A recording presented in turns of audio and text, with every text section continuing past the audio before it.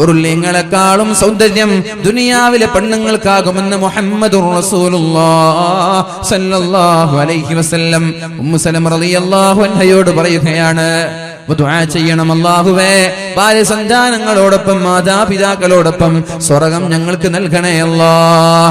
നിങ്ങൾ ബേജാറാവേണ്ട, നിങ്ങൾ വിഷമിക്കേണ്ട. ഇവിടത്തെ സ്വഭാവമായിരിക്കൂല അവിടത്തെ സ്വഭാവം. അവിടെ പരാതി പറയൂല, അവിടെ ഒരിക്കലും നിങ്ങളെ വിഷമിപ്പിക്കൂല, അവിടെ നിങ്ങളെ വേദനിപ്പിക്കൂല. നിങ്ങൾക്ക് സുഖം മാത്രം നൽകുന്ന ഒരു ഭാര്യയാണ് അവൾ. എന്നും കന്യകയായ പെണ്ണായിരിക്കും. അവൾക്ക് വയസ്സാവൂല, അവൾ കിഴവിയാവൂല, അവളുടെ മുടി നരച്ചു പോവൂല, അവളുടെ മുഖം ചുക്കിച്ചുളിഞ്ഞു പോവൂല. എല്ലാ വെള്ളിയാഴ്ചയും ഒരു അങ്ങാടിയുണ്ട്. എല്ലാ വെള്ളിയാഴ്ചയും ജുമാ കഴിഞ്ഞാൽ ഒരു അങ്ങാടിയുണ്ട്. ആ അങ്ങാടിയിലേക്ക് പുതിയാപ്പിളമാർ ഭർത്താക്കന്മാർ കച്ചവടത്തിന് വേണ്ടി ഷോപ്പിങ്ങിന് പോകുമ്പോ ഭാര്യമാരെ കൂട്ടിയിട്ടല്ല പോകുന്നത്.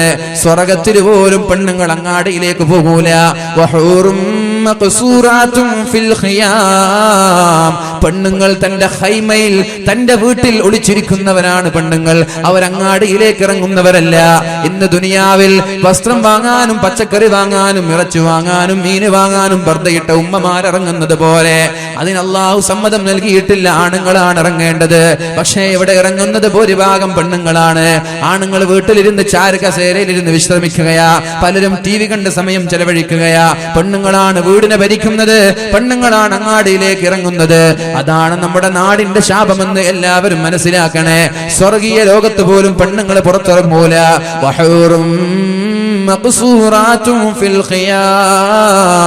അള്ളാഹുവിന്റെ സ്വർഗീയ ലോകത്ത് മനോഹരമായ ഹൈമകളിൽ, മനോഹരമായ വീടുകളിൽ അവർ മറഞ്ഞു നിന്ന് ഒളിച്ചു നിന്ന് ഭർത്താവിനെ കാത്തിരിക്കുകയാണ്.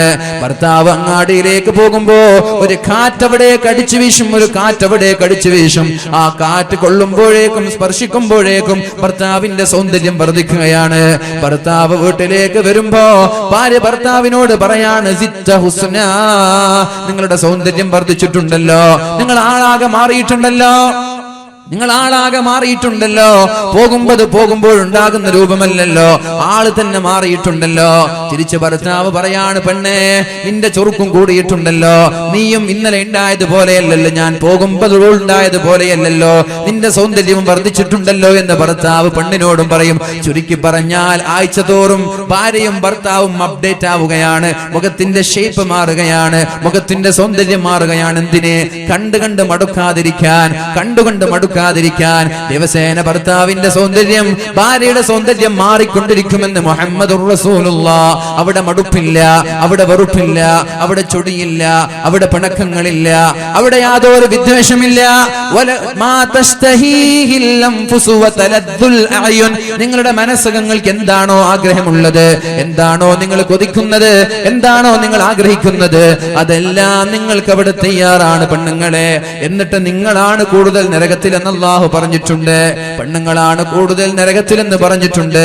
എന്തേ കാരണം? ഭർത്താവിനെ ചുടിപ്പിച്ചു എന്ന കാരണത്താൽ പെണ്ണുങ്ങളാണ് കൂടുതൽ നരകത്തിൽ. നിസ്കരിക്കാഞ്ഞിട്ടല്ല, നോമ്പെടുക്കാഞ്ഞിട്ടല്ല, സകാത്ത് കൊടുക്കാഞ്ഞിട്ടല്ല, സ്വതക്ക കൊടുക്കാഞ്ഞിട്ടല്ല. പെണ്ണുങ്ങളാണ് ആണുങ്ങളെക്കാളും സ്വതക്ക നൽകുന്നത്. ഒരു പള്ളി നിർമ്മിക്കണമെന്ന് പറയുമ്പോൾ 2ഉം 3ഉം തളിക നിറയെ സ്വർണങ്ങൾ നൽകുന്നത് നമ്മുടെ പെണ്ണുങ്ങൾ തന്നെയാണ്. നിസ്കാരത്തിൽ യാതൊരു കുറവില്ല, ഇബാദത്തിൽ കുറവില്ല. പിന്നെ എന്തേ പെണ്ണുങ്ങൾ നരകത്തിൽ കിടക്കാൻ കാരണം? നല്ല നിസ്കാരക്കാരാണെങ്കിലും സകാത്ത് കൊടുക്കുന്ന ആളാണെങ്കിലും ഭർത്താവിനോട് വെറുപ്പിക്കുന്ന രീതിയിൽ പെരുമാറുന്നത് കൊണ്ട് പല പെണ്ണുങ്ങളും നരകത്തിലേക്ക് പോകാൻ സാധ്യതയുണ്ട് എന്ന് മുഹമ്മദുർ റസൂലുള്ളാഹി. ജീവിതത്തിൽ ക്ഷമിക്കാൻ പഠിക്കണേ സഹോദരിമാരെ, ക്ഷമിക്കാൻ സമയം കണ്ടെത്തണേ. എന്തുണ്ടാകുമ്പോഴും അടിച്ചു കയറാതെ, ദേഷ്യപ്പെടാതെ, വാശി പിടിക്കാതെ ഭർത്താക്കന്മാർക്ക് വേണ്ടി എന്ത് ത്യാഗവും സഹിക്കാൻ നിങ്ങൾ തയ്യാറായാൽ നിങ്ങളുടെ ദുനിയാവ് തന്നെ നിങ്ങൾക്ക് സ്വർഗ്ഗമാണ്, ആഖിറവും സ്വർഗ്ഗമാണ്. ഇദാ സല്ലത്തിൽ മർഅതു ഖംസഹാ, 5 വക്ത് നിസ്കരിച്ചാൽ, വസാമത്ത് ഷഹ്റഹാ, പരിശുദ്ധ റമളാനിലും മറ്റും നോമ്പെടുത്താൽ, ഖളാ വിട്ടാതെ നോമ്പെടുത്താൽ. പലരും ചോദിക്കുന്ന ചോദ്യമുണ്ട്, 20 വർഷം മുമ്പ് പ്രസവിക്കുമ്പോൾ നഷ്ടപ്പെട്ട നോമ്പ്, എത്ര നോമ്പ് ഖളാ വീട്ടണം ഉസ്താദേ, എത്ര മുദ്ദ് കൊടുക്കണം ഉസ്താദേ? എന്തോ ഒരു ചോദ്യമാണിത്. 330 ദിവസം നിങ്ങൾക്ക് ലഭിച്ചിട്ട് ആ 30 നോമ്പെടുക്കാൻ നിങ്ങൾക്ക് ഇതുവരെ സമയം കിട്ടിയിട്ടില്ലെങ്കിൽ, 20 വർഷമായിട്ട് നോമ്പ് ഖളാ വീട്ടാൻ സമയം കിട്ടിയിട്ടില്ലെങ്കിൽ അള്ളാഹുവിന്റെ കോടതിയിൽ എങ്ങനെയാണ് സമാധാനം പറയുക? 4 കാര്യം ചെയ്താൽ മതി എന്നല്ലേ അള്ളാഹു പറഞ്ഞത്? നബി തങ്ങൾ പറയുന്നത് അള്ളാഹു പറയുന്നത് പോലെ തന്നെയാണല്ലോ. ഇദാ സല്ലത്ത് ഖംസഹാ വസാമത് ശഹ്റഹാ. പരിശുദ്ധ റമളാനിൽ നിങ്ങൾ കൃത്യമായി നോമ്പെടുക്കണേ. നഷ്ടപ്പെട്ടു പോയ നോമ്പ് അടുത്ത നോമ്പിന് മുമ്പ് ഖളാ വീട്ടണേ. അത് കഴിഞ്ഞാലോ വഹഫിലത് ഫർജഹാ, ഗുഹ്യാവയവങ്ങൾ ഹറാമിൽ പോവാതെ സൂക്ഷിക്കണേ. എന്ന് മുതൽ നിങ്ങളുടെ പ്രായപൂർത്തി എത്തിയത് മുതൽ തന്നെ സൂക്ഷിക്കണേ. കല്യാണം കഴിഞ്ഞത് മുതലല്ല. പെണ്ണിനൊരു 10-11 വയസ്സാകുമ്പോഴേക്കും പ്രായപൂർത്തി എത്തുന്നുണ്ട്. അപ്പോൾ നിങ്ങൾ സ്കൂളിൽ +2-ലോ +1-ലോ 9-ലോ 8-ലോ പഠിക്കുകയായിരിക്കും. ആ സമയം മുതൽ തന്നെ മറ്റൊരാളെ തൊടാതെ, മറ്റൊരാളെ പ്രണയിക്കാതെ, മറ്റൊരാളെ പ്രേമിക്കാതെ, മറ്റൊരാളോട് വൈകാരികമായി സംസാരിക്കുകയോ ചാറ്റ് ചെയ്യുകയോ ബന്ധപ്പെടുകയോ ചെയ്യാതെ ഹഫിളത്ത് ഫർജഹാ, തന്റെ കൈകളെ, തന്റെ ശരീരത്തെ, തന്റെ ഔറത്തിനെ സൂക്ഷിച്ചാൽ അവൾക്ക് അല്ലാഹു സ്വർഗ്ഗം നൽകുമെന്ന് മുഹമ്മദുർ റസൂലുള്ളാഹ്. ആദരണീയനായ ബഹുമാനപ്പെട്ട സയ്യിദ് നമ്മുടെ സഫ്വാൻ തങ്ങൾ നമ്മുടെ വേദിയിലേക്ക് കടന്നു വരികയാണ്. ഇൻഷാ അല്ലാഹ് അല്ലാഹു അദ്ദേഹത്തിന് ആഫിയത്തും ആരോഗ്യവും ദീർഘായുസ്സും നൽകി അനുഗ്രഹിക്കട്ടെ. അദ്ദേഹത്തിന്റെ നേതൃത്വത്തിൽ ഭക്തിനിർഭരമായ പ്രാർത്ഥന ഏതാനും നിമിഷങ്ങൾക്കകം ഇവിടെ തുടങ്ങും. അതുകൊണ്ട് ഇനി ദുആ കഴിയാതെ ഒരാളും പോവരുത്. ഇതുവരെ നിങ്ങളോട് പോവണ്ട എന്ന് പറഞ്ഞിട്ടില്ല. ഇനി നിങ്ങൾ പോകാൻ പാടില്ല. ഇനി ദുആ കഴിഞ്ഞിട്ടേ പോകാൻ പാടുള്ളൂ. കാരണം സമാപനമാണ്. സയ്യിദവർകളാണ് നേതൃത്വം നൽകുക. ഇൻഷാ അല്ലാഹ് അല്ലാഹു റബ്ബ് സുബ്ഹാനഹു വ തആല തൗഫീഖ് നൽകുമാറാവട്ടെ. നിന്റെ പെണ്ണുങ്ങളോട് വഹസുനത്ത് ഫർജഹാ, നിങ്ങൾ പ്രായപൂർത്തി എത്തിയത് മുതൽ നിങ്ങളുടെ ഔറത്തിനെ സൂക്ഷിക്കണേ. അന്യപുരുഷന്മാർക്ക് മുമ്പ് സൗന്ദര്യം പ്രദർശിപ്പിച്ച് നടക്കല്ലേ സഹോദരിമാരെ. വയസ്സായ ഉമ്മമാരോട് അല്ലാഹു പറഞ്ഞിട്ടുണ്ട്. യാസീൻ പൂർത്തിയാക്കാൻ കഴിയില്ല. ഞാൻ പൂർത്തിയാക്കാൻ എന്റെ ഉദ്ദേശമില്ല. ഞാൻ യാസീൻ നിങ്ങൾക്കൊന്ന് പരിചയപ്പെടുത്തി തരിക, പിന്നെ അതിലുള്ള പ്രധാനപ്പെട്ട വിഷയങ്ങൾ ചർച്ച ചെയ്യുക എന്നതായിരുന്നു എന്റെ ഉദ്ദേശം. യാസീനിന്റെ വിശാലമായ ക്ലാസ് ഒന്ന് 4 ദിവസം പോയിട്ട് 40 ദിവസം പറഞ്ഞാലും തീരൂല. നിങ്ങൾക്കും അറിയാം, എനിക്കും അറിയാം. അപ്പൊ അതുകൊണ്ട് പൂർത്തീകരിക്കുന്നില്ല. ബന്ധപ്പെട്ട വിഷയങ്ങൾ മാത്രം ചർച്ച ചെയ്യാൻ. എന്റെ പ്രിയപ്പെട്ട സഹോദരികൾ, ഉമ്മമാരെ, നിങ്ങളോട് വയസ്സായ ഉമ്മമാരോട് അല്ലാഹു പറഞ്ഞിട്ടുണ്ട് ഖുർആനിൽ. നിങ്ങൾക്ക് കണ്ടാൽ ആഗ്രഹം തോന്നാതെ, ആളുകൾക്ക് വികാരം തോന്നാത്ത ഉമ്മമാരാണെങ്കിൽ നിങ്ങൾക്ക് അത്യാവശ്യ ഘട്ടങ്ങളിൽ മുഖം വെളിവാക്കുന്നതിൽ കുഴപ്പമില്ല. നിങ്ങൾക്ക് അത്യാവശ്യ ഘട്ടങ്ങളിൽ മുഖം വെളിവാക്കുന്നതിൽ കുഴപ്പമില്ല. എന്നാൽ ഇന്നത്തെ അവസ്ഥ എന്താണെന്ന് ആലോചിക്കണേ. ആ ഉമ്മമാർ മാത്രമാണ് മുഖം മറച്ച് നടക്കുന്നത്. അതിന് പിന്നിലും ഒരു രഹസ്യമുണ്ട്. എന്റെ ചുക്കിച്ചുളിഞ്ഞ മുഖം നാട്ടുകാര് കാണണ്ട, ഷോപ്പിലുള്ള ആളുകൾ കാണണ്ട, കുടുംബക്കാർ കാണണ്ട, എനിക്ക് വയസ്സായത് തിരിയണ്ട. അപ്പോൾ എന്ത് ചെയ്യും അവർ? ആ ചുക്കിച്ചുളിഞ്ഞ മുഖം കാണാതിരിക്കാൻ വേണ്ടി മുഖം മറച്ചു നടക്കുന്നു പല വയസ്സായ ഉമ്മമാർ. എന്നാൽ നിർബന്ധമായും മുഖം മറച്ചു നടക്കണേ എന്ന് പറഞ്ഞ നമ്മുടെ പെൺകുട്ടികളെ എന്താണ് അവരുടെ അവസ്ഥ? ഈ പരിശുദ്ധമായ റമളാനിൽ പോലും ഒന്ന് ഔറത്ത് മറക്കാൻ തയ്യാറാവുന്നുണ്ടോ? അകത്ത് ധരിക്കുന്നത് സ്കിൻ ഫിറ്റ് ജീനാണ്. അതിന്റെ മുകളിൽ ഒരു ടോപ്പായിട്ടൊരു ടീഷർട്ട് ഉണ്ട്. അതിന്റെ മുകളിൽ ഒരു പർദ്ദയുടെ 1ാമത്തെ ബട്ടന് മാത്രമേ അവർ ധരിക്കുന്നുള്ളൂ. മറ്റുള്ള പർദ്ദ ഇങ്ങനെ തുറന്ന് നടക്കുകയാണ്. എന്തിനാണ് പെണ്ണെ? ആരെ തോൽപ്പിക്കാനാണിത്? ആരെ പറ്റിക്കാനാണിത്? ആരെ ബോധിപ്പിക്കാനാണ് ഈ ആഭാസം നീ കാട്ടിക്കൂട്ടുന്നത്? നിനക്കെന്തേ മുഖം മറച്ച് നടന്നാലെന്താ? എന്തേ ഔറത്ത് മറച്ച് നടന്നാലെന്താ? അത്യാവശ്യ ഘട്ടങ്ങളിൽ മാത്രമാണ് പെണ്ണ് പുറത്തിറങ്ങേണ്ടത്. പള്ളിക്ക് പോവാൻ പാടില്ല എന്ന് പറഞ്ഞത് വെറുതെയല്ല. ഫിത്നയുണ്ടാവരുത് എന്ന് വിചാരിച്ചത് കൊണ്ടാണ്. അങ്ങാടിയിലേക്ക് ഏതായാലും പോവാൻ പാടില്ല. അത്യാവശ്യ ഘട്ടങ്ങളിൽ വീട്ടിൽ ആണുങ്ങളില്ലാത്ത സാഹചര്യങ്ങളിൽ പോവേണ്ടി വരും. അവരെ ഞാൻ കുറ്റപ്പെടുത്തുന്നില്ല. അങ്ങനെ അവർ പോവേണ്ടി വരുമ്പോൾ അവർ വരെ മുഖം മറച്ചിട്ടിറങ്ങിയാൽ ഇവിടെ നമ്പറുകൾ കൈമാറാൻ നമ്മുടെ ചെറുപ്പക്കാർ തയ്യാറാവുമോ?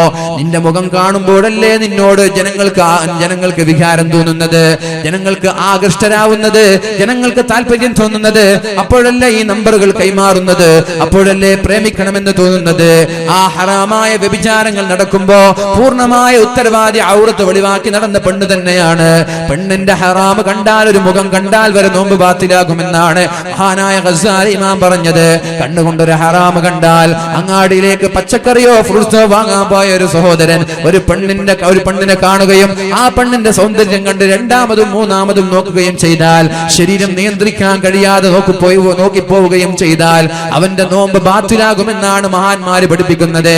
അവന്റെ നോമ്പ് ബാത്തിലാവാൻ കാരണം മുഖം മറക്കാതെ ടൗണിലേക്ക് പോയ, അങ്ങാടിയിലേക്ക് പോയ പെണ്ണാണ്. അപ്പൊ നിന്റെ നോമ്പും ബാത്തിലാകും സഹോദരി. അതുകൊണ്ട് മുഖം മറക്കാതെ, ഔറത്ത് മറക്കാതെ പുറത്തിറങ്ങല്ലേ സഹോദര. ഒരു സെക്കൻഡ് ഔറത്ത് വെളിവായത് കാരണത്താലാണ് ആദം നബിയെ സ്വർഗത്തിൽ നിന്ന് ഭൂമിയിലേക്ക് പറഞ്ഞയച്ചത്. ഒരു സെക്കൻഡ് മഹാനായ ആദം നബി അലൈഹിസ്സലാമിനോട് നിങ്ങൾക്ക് വേറെ പരിപാടി ഉണ്ടോ?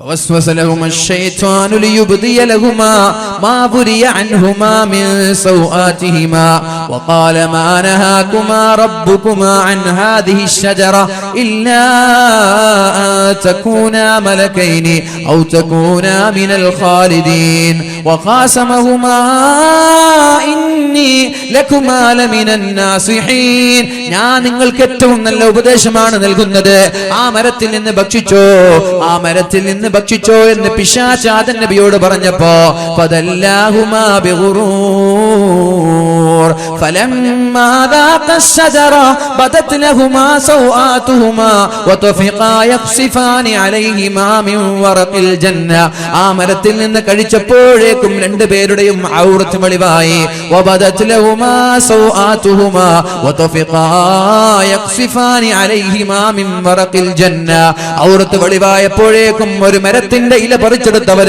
ഔറത്ത് മറച്ചു. പക്ഷേ അപ്പോഴാണ് അല്ലാഹു വിളിച്ചു പറഞ്ഞത് സ്വർഗത്തിൽ നിന്ന് പോയിക്കോളണം. ഒരു സെക്കൻഡ് ഔറത്ത് വെളിവായി പോയതിന്റെ പേരിലാണ് രണ്ടുപേരെയും അല്ലാഹു ഭൂമിയിലേക്ക് പറഞ്ഞേക്കുന്നതെങ്കിൽ ആ ജീവനാന്ത കാലം ഔറത്ത് വെളിവാക്കി നടക്കുന്ന, മുഖം മറക്കാതെ ഔറത്ത് മറക്കാതെ നടക്കുന്ന പെണ്ണെ എങ്ങനെയാണ് സ്വർഗത്തിലേക്ക് പോകുമെന്ന് നീ വിചാരിക്കുന്നത്? വഹസുനത് ഫർജഹാ, നിന്റെ പ്രായപൂർത്തി എത്തിയത് മുതൽ നിന്റെ ശരീരത്തിലോ നിന്റെ നാവിലോ നിന്റെ കാതിലോ നിന്റെ ചെവിയിലോ നിന്റെ കണ്ണിലോ വ്യഭിചാരം നടക്കാതെ പതിവ്രതയായ സച്ചരിതയായ പെണ്ണായി നീ മാറിയാൽ ഇൻഷാ അല്ലാഹ് അല്ലാഹു നിന്നോട് പറയാൻ പോകുന്ന ഓഫർ എന്താണ്?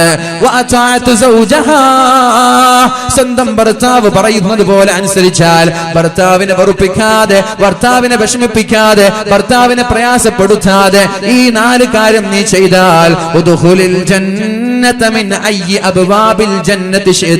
നിനക്ക് സ്വർഗത്തിന് 8 കവാടമാണുള്ളത്, 8 വാതിലാണുള്ളത്. ആ 8 വാതിലിലൂടെയും കടന്നു പോകുന്ന ഒരേ ഒരാളത് മഹാനായ സിദ്ദീഖുൽ അക്ബർ റളിയല്ലാഹു അൻഹു ആണ്.